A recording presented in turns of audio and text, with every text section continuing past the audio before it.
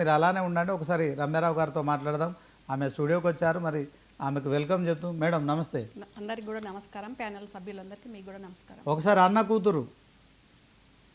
కూతురు కల్వకుంట్ల రమ్యారావు, ఇప్పుడు కన్న కూతురు కల్వకుంట్ల కవితారావు, ఇద్దరు కూడా కేసీఆర్ ఇంటి ఆడబిడ్డలయ్యి ఆయన చేసిన 14 ఏళ్ళ రాష్ట్ర సాధన ఉద్యమం కావచ్చు, తర్వాత 10 ఏళ్ళు ముఖ్యమంత్రిగా పాలించిన అంశంలో కావచ్చు, ఒక తిరుగులేని నాయకుడిగా 25 సంవత్సరాలు తెలంగాణ చరిత్రలో ఒక ముద్ర వేసుకున్న వ్యక్తి మీద ఇంటి ఆడబిడ్డలంటే మరి మీరేమో పార్టీని విభేదించారు, తర్వాత కాంగ్రెస్లోకి వెళ్ళారు. మీరు ఒక లైన్ తీసుకున్నారు, ఓకే. ఆమె ఇప్పటికీ ఎమ్మెల్సీగా ఉన్నారు బీఆర్ఎస్ పార్టీ. సో గత కొంతకాల క్రితం అంటే మీరు శంషాబాద్లో మాట్లాడి నాన్న దేవుడు చుట్టూ దయ్యాలు, అప్పుడు ఆ బాంబు వేల్చారు, ఇప్పుడు హరీష్ రావుపై. సో ఈ కాంగ్రెస్ పార్టీ కావచ్చు, దీన్ని ఖచ్చితంగా మీరు అవకాశంగా తీసుకుంటే కాంగ్రెస్ పార్టీ నాయకులుగా, కానీ ఆ కుటుంబ సభ్యురాలుగా ఎలా చూస్తారు చెప్పండి. ఇక్కడ కేసీఆర్ గారిని కానివ్వండి, తెలంగాణ వాదాన్ని కానివ్వండి, బీఆర్ఎస్ పార్టీని కానివ్వండి, తెలంగాణను ప్రేమించే ప్రతి ఒక్కరు కూడా గమనించాల్సిన అవసరం ఉంది. ఇక్కడ నేను అన్న కూతురు, కవిత కన్న కూతురు కావచ్చు, కానీ నేను ఏ రోజు కూడా తెలంగాణ వచ్చిన తెలంగాణను నష్టపరిచేయాలనే విధంగా నేను ఏ రోజు మాట్లాడలేదు. అక్కడ నాకు చాలా ఇబ్బందులు ఒక వ్యక్తి వల్ల అయినాయి కాబట్టి నేను బయటికి రావడం జరిగింది. నేను కాంగ్రెస్ పార్టీలో, తెలంగాణ ఇచ్చిన కాంగ్రెస్ పార్టీలో జాయిన్ అవ్వడం జరిగింది అని చెప్పాను. కానీ ఏ రోజు కూడా నేను బీఆర్ఎస్ పార్టీలో కుటుంబ సభ్యురాలనైనా, బీఆర్ఎస్ పార్టీ నుండి బయటకు వచ్చి నేను కాంగ్రెస్లో జాయిన్ అయినాక కూడా ఇప్పుడు కూడా ఎంతోమంది ఒక 60 ఏళ్ళ తెలంగాణ ప్రజల కళను సాకారం చేయడానికి తన రక్తాన్ని చెమటగా, ప్రకాష్ గారు చెప్పినట్టు రక్తాన్ని చెమట ఊడ్చి ఆయన జెండా పుట్టించి తెలంగాణ వచ్చేంత వరకు ఆయన శ్రమించిండ్రు. మరి ఆ తెలంగాణ ప్రజల కళను సాకారం చేయడానికి మా తెలంగాణ ప్రదాత సోనియా గాంధీ గారు తెలంగాణ ఇచ్చిండ్రు.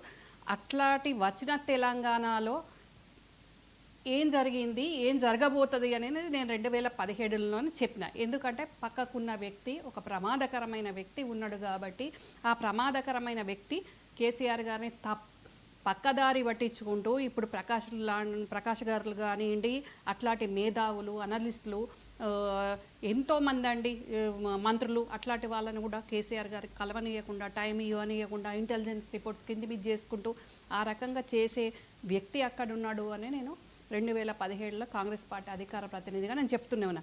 కానీ నా వల్ల తెలంగాణకు కానీ కేసీఆర్ గారికి కానీ జరిగిన నష్టం ఆవగించలేదు. అదే పార్టీలో ఉండుకుంటూ అన్ని రకాలుగా అనుభవించింది కవిత. ఎక్కడ ఏం తక్కువ జరిగింది. ఈ రోజు కూడా మళ్ళీ ఎమ్మెల్సీగా ఉండడం కాదండి, కేసీఆర్ గారి మీద సిబిఐ ఎంక్వైరీ వేయడము, దానికి ఆవేదన చెందుతున్నా అని అనుకుంటూ మళ్ళీ పార్టీ ఉంటెంత పోతెంత అంటే ఆ పార్టీ మీదనే కదా ఈ రోజు నువ్వు ఎమ్మెల్సీ ఉన్నది, ఇప్పుడు స్టిల్ ఎమ్మెల్సీ ఉన్నది కూడా నువ్వు ఆ పార్టీ మీదనే కదా. మరి అంతకుముందు గతంలో ఏ ప్రెస్ మీట్ పెట్టినా, ఏ ప్రోగ్రామ్ పెట్టినా బీఆర్ఎస్ అవసరమైతే 2 కలిపి వేసుకొని ప్రోగ్రామ్ చేసిన కవిత ఈ రోజు కేవలం అక్కడ కేసీఆర్ గారి బొమ్మ ఉంటది, ఆ ఫ్లెక్సీ వెనకాల కవిత వేసుకున్న కండువ జాగృతి కండువ, దాని మీద బతుకమ్మ లోగో ఉంటుంది, కవిత బొమ్మ ఉంటుంది. మరి మళ్ళీ హెచ్ఎంఎస్ అంటది, హెచ్ఎంఎస్కు కేసీఆర్ గారికి ఏం సంబంధం?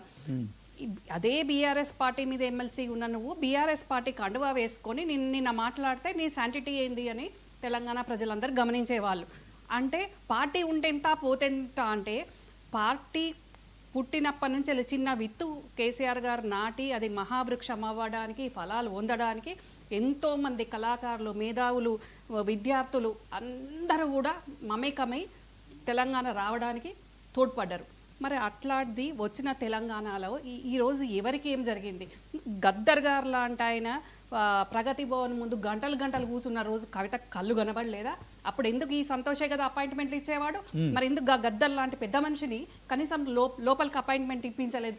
అంటే ఇట్లా చెప్పుకుంటూ పోతే లక్షల కోకొల్లలు ఉన్నాయండి, ఎన్నో జరిగినాయండి. కానీ నా వల్ల ఏ రోజు ఇప్పటికి కూడా నేను చెప్తున్నానండి, నేను ఫక్త్ కాంగ్రెస్ పార్టీలోనే ఉన్న, కాంగ్రెస్ జెండా, కాంగ్రెస్ కండువారే పట్టుకున్నా.